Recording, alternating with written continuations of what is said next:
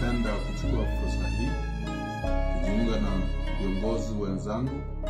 kusema kwa siku ya leo imekuwa siku ya huzuni kubwa katika taifa letu la Kenya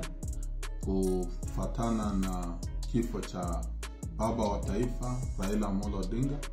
ambaye amekuwa kiongozi shupavu na ni kiongozi ambaye amechangia pakubwa katika demokrasia ya nchi yetu na maendeleo. Ningependa pia kusema kiongozi Raila Amolo Odinga bali na kuchangia kwa katiba yetu mpya na mambo ya ugatuzi,